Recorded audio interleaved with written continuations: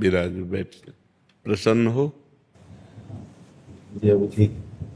हाँ, नहीं, ठीक ही रहना चाहिए। हम आपको अपने प्रभु का विधान बताते हैं थोड़ा सा। जब प्रभु किसी पर कृपा करते हैं, ये वैभव मिलना कृपा नहीं है, ये पुण्य है। पुण्य से एक घोर पापी को भी बहुत देखो, पाप करके भी उनका कोई पुण्य है जिससे वो सुकृत पूर्व के सुकृतवश चल रहे हैं, नया पाप है। ये वैभव बढ़ना या यश बढ़ना, ये भगवान की कृपा नहीं मानी जाती। भगवान की कृपा मानी जाती है अंदर का चिंतन बदलना, जिससे आपके अनंत जन्मों के संस्कार भस्म होकर और अगला जो है वो बड़ा उत्तम होगा। अंदर के चिंतन से होता है, बाहर से कुछ नहीं होता। महत्व अंदर का चिंतन। अच्छा, अंदर का चिंतन हम लोगों का स्वभाव बन गया बहिर्मुखी। बहिर्मुखी मतलब बाहर, बाहर यश कीर्ति लाभ विजय, इससे हमको सुख मिलता है। अंदर से कोई मतलब नहीं रखता कोई, कोई विरला ही अंदर से। अब क्या होता है, भगवान जब कृपा करते हैं तो संत समागम देते हैं, फिर दूसरी जब कृपा होती तो विपरीतता देते हैं, और फिर अंदर से एक रास्ता देते हैं, ये मेरा रास्ता है, ये परम शांति का रास्ता है, ये शांति का रास्ता नहीं। भगवान वो रास्ता देते और जीव को अपने पास बुला लेते हैं। बिना प्रतिकूलता के संसार का राग नष्ट नहीं होता। किसी को भी वैराग्य होता है तो संसार की प्रतिकूलता देखकर वैराग्य होता है। सब कुछ हमारे अनुकूल है तो हम आनंदित होकर उसका भोग करते हैं। जब हमारे ऊपर प्रतिकूलता आती है तब ठेस पहुंचती है कि इतना झूठा संसार, तो अंदर से भगवान रास्ता देते हैं, ये सही है। भगवान बिना प्रतिकूलता के इस संसार को छुड़ाने का कोई भी औषधि नहीं रखी। आज तक जितने बड़े महापुरुष हुए हैं, जिनका जीवन बदला है, उनको प्रतिकूलता का दर्शन करके बदला है। तो कभी प्रतिकूलता आए तो उस समय आनंदित हो कि मेरे ऊपर अब भगवान की कृपा हो रही है, कि मुझे सतमार्ग में चलने की प्रेरणा मिल रही है। अगर सतमार्ग छूटा, और ये सब तो एक सेकंड के लिए आप विचार कीजिए। अब अपना सुधार कर लो, अपने जीवन को सत्य में ले आओ, तो अगला जो होगा वो बहुत जोर का होगा। चाहे जन्म हो तो श्रीवान कुलवान धनवान वैभव संपन्न ऐसे, और भक्ति की अनुकूलता, भक्ति की अनुकूलता।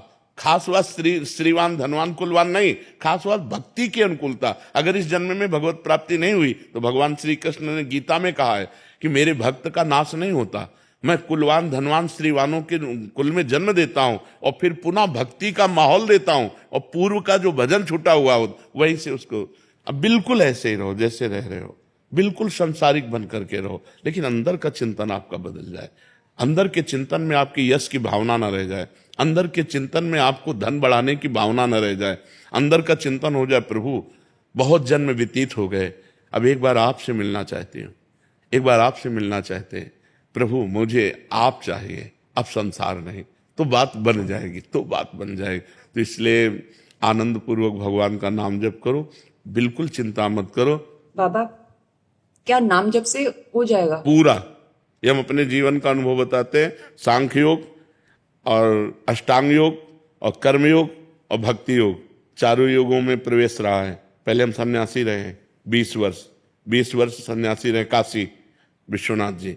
तो हम सांख्य योग, अष्टांग योग, जो अष्टांग योग है ना, अष्टांग योग कर्म योग, इन तीनों को अच्छी प्रकार जान करके और फिर भक्ति योग में आए हैं। स्वयं भगवान शंकर से बढ़कर कोई ज्ञानी तो नहीं ना, सनकादि से बढ़कर कोई ज्ञानी नहीं। वो हरिशरणम हरिशरणम सनकादि हर समय जपते रहते हैं। भगवान शिव राम राम राम राम राम राम जपते रहते हैं।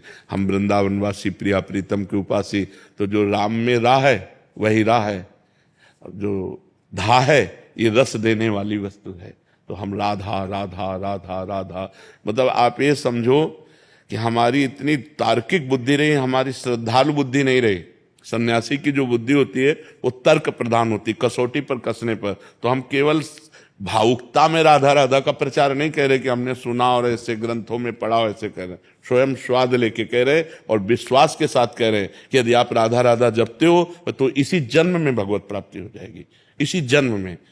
जैसे किसी से कहा जाए कि तुम सत्य बोलो, मंदिर में चढ़ के बोलो, तो हम मंदिर में नहीं, हम वृंदावन में बैठे हैं। करोड़ों मंदिर इसकी समानता नहीं कर सकते, भगवान का परम धाम है। अगर राधा राधा नाम चल रहा है तो इसी जन्म में भगवत प्राप्ति हो जाएगी। हमारी आखिरी श्वास यदि राधा, तो मुझे श्री जी की प्राप्ति, भगवान की प्राप्ति हो जाएगी, इसमें कोई संशय नहीं। और किसी साधनों की कोई आवश्यकता नहीं। आप केवल अंदर ही अंदर चलाइए और लिखिए। देखो, हम जो कह रहे हैं उसको समझो।